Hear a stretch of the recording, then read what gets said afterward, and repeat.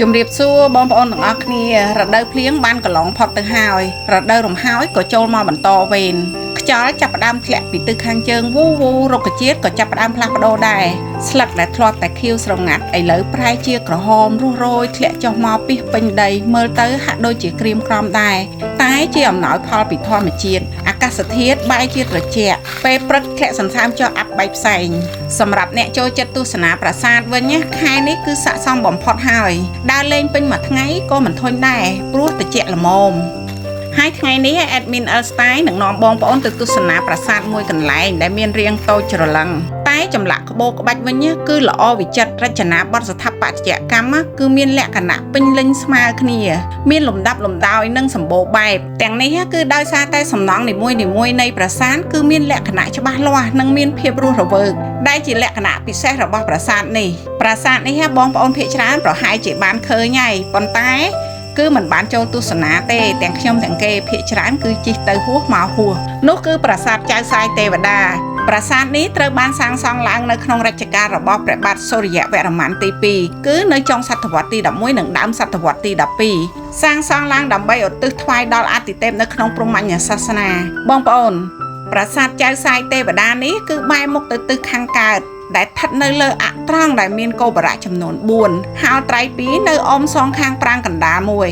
បងប្អូននេះគឺជាទិដ្ឋភាពផ្លូវដើរចូលប្រាសាទពីមាត់ស្ទឹងសៀមរាបនៅអមសងខាងផ្លូវមានសសរ2ជួរដែលធ្វើអំពីថ្មភក់ឆ្លាក់ប្រៀបបីដូចជាសសរដាក់ចង្កៀងសម្រាប់បំភ្លឺផ្លូវបងប្អូនដើរផុតពីនេះទៅយើងនឹងឃើញព្រះពន្លាមួយដែលពីដើមឡើយមានបង្កាន់ដៃនាគប៉ុន្តែឥឡូវនេះគឺបាក់បែកអស់ហើយបន្ទាប់មកធ្វើដំណើរទៅមុខទៀតយើងនឹងទៅដល់ស្ពាននៃផ្លូវសម្រាប់ចេញចូលប្រាសាទដែលខ្ពស់ផុតពីដីត្រដោយសសរ3ជួរ2ជួរអមសងខាងសសរមាន8ជ្រុងនិងជួរកណ្ដាលសសរមាន4ជ្រុងនៅក្បាលសសរនីមួយៗគឺមានចម្លាក់ល្អឥតខ្ចោះស្ពាននេះគឺតភ្ជាប់ពីព្រះពន្លាទៅប្រាង្គកណ្ដាលបងប្អូនថ្មីត្បិតតែប្រាសាទនេះមានអាយុជិត 1000 ឆ្នាំហើយក៏ដោយតែមើលទៅប្រាសាទនេះមានលក្ខណៈរឹងមាំបើនិយាយពីចម្លាក់វិញមានផ្នែកខ្លះក៏សឹករិចរិលទៅតាមធម្មជាតិជាពិសេសគឺចម្លាក់នៅផ្នែកខាងក្រៅតែបើនៅខាងក្នុងគឺចម្លាក់នៅស្អាតស្ទើរតែទាំងស្រុងប្រាសាទនេះត្រូវបានជួសជុល2ដងរួចមកហើយគឺនៅអំឡុងឆ្នាំ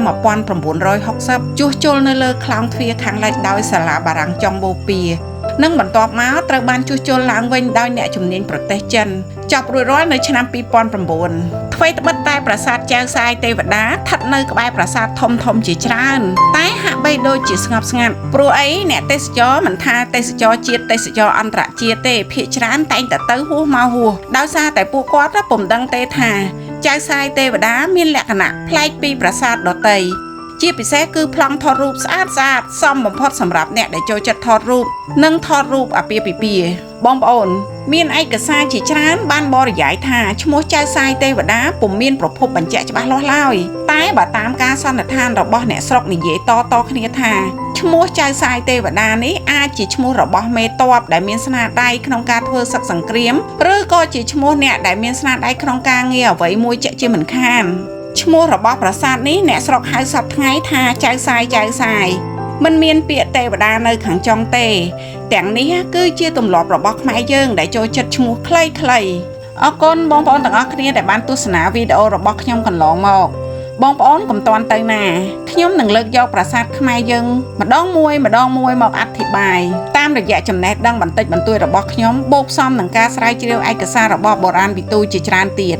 ចំពោះបងប្អូនថ្មីកុំភ្លេចណាជួយ Subscribe ឲ្យ admin ម្នាក់មួយផងជួយ Like ជួយ Share ខ្ញុំនឹងមានវីដេអូថ្មីបន្តទៀតអរគុណជម្រាបលា